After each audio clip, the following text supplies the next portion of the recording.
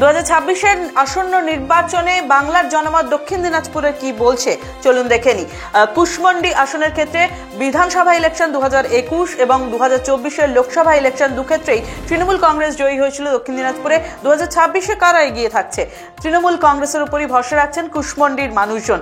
পরবর্তী আসন রয়েছে কুমারগঞ্জ, সেখানেও 2021-এর বিধানসভা এবং 24-এর লোকসভায় বিধানসভা ওয়ারি যে ফলাফল তাতে তৃণমূল কংগ্রেসের উপর ভরসা রেখেছিলেন কুমারগঞ্জের মানুষজন। 2026-এর ক্ষেত্রে একই ট্রেন্ড রয়েছে, যেখানে তৃণমূল কংগ্রেসের উপরেই ভরসা রাখছেন কুমারগঞ্জের মানুষজন। পরবর্তী যে আসন রয়েছে বালুরঘাট, সেখানে বিধানসভা ইলেকশনে 2021-এ বিজেপির উপরে মানুষজন খুব ভরসা রেখেছিলেন। 2024-এর লোকসভার ক্ষেত্রে বিধানসভা ওয়ারি ফলাফলেও সেই একই ট্রেন্ড দেখা গেছে। 2026-এও কি তাই থাকছে? চলুন দেখে নিই। 2026-এও একই ট্রেন্ড বজায় থাকছে বালুরঘাটে।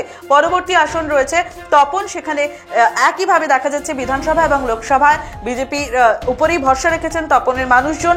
2026-এ কি হতে চলেছে সেখানেও কিন্তু সেই একটি ফুল অর্থাৎ বিজেপির উপরেই ভরসা রাখতে চলেছেন তপনের মানুষজন। পরবর্তী আসন রয়েছে গঙ্গারামপুর, দক্ষিণ দিনাজপুরের গঙ্গারামপুরে বিজেপির উপরেই ভরসা রেখেছেন গঙ্গারামপুরের মানুষজন। 2021-এর বিধানসভা এবং 24-এর লোকসভায় বিধানসভা ওয়ারি যে ফলাফল তাতে বিজেপির উপর ভরসা রেখেছেন। এবারে 26-এর ক্ষেত্রে আসন্ন নির্বাচনে কাদের উপর ভরসা থাকছে? বিজেপির উপরেই ভরসা থাকছে গঙ্গারামপুরের মানুষজনের। পরবর্তী আসন হরিরামপুর, সেখানে একইভাবে দেখা যাচ্ছে 2021-এর বিধানসভা এবং 24-এর লোকসভায় বিধানসভা ওয়ার্ডে যে ফলাফল তাতে তৃণমূল কংগ্রেসের ওপর ভরসা রেখেছিলেন হরিরামপুরের মানুষজন। এবার সেই ট্রেন্ড কি বদলাতে চলেছে? না, এবারেও কিন্তু একই থাকছে, অর্থাৎ তৃণমূল কংগ্রেসের উপরই ভরসা রাখছেন হরিরামপুরের মানুষজন। এবার আমরা দেখে নিই দক্ষিণ দিনাজপুরে মোট বিধানসভা রয়েছে 6টি। সেই অনুযায়ী 2021-এর যে বিধানসভা নির্বাচন ছিল তাতে তৃণমূল কংগ্রেস 3টি, বিজেপি 3টি, বাকিরা শূন্য। অন্যদিকে 24-এর লোকসভা ইলেকশনের ক্ষেত্রে বিধানসভা ওয়ারি যে ফলাফল তাতেও সেই সেম ট্রেন্ড ছিল, তৃণমূল 3টি, বিজেপি 3টি, বাকিরা শূন্য।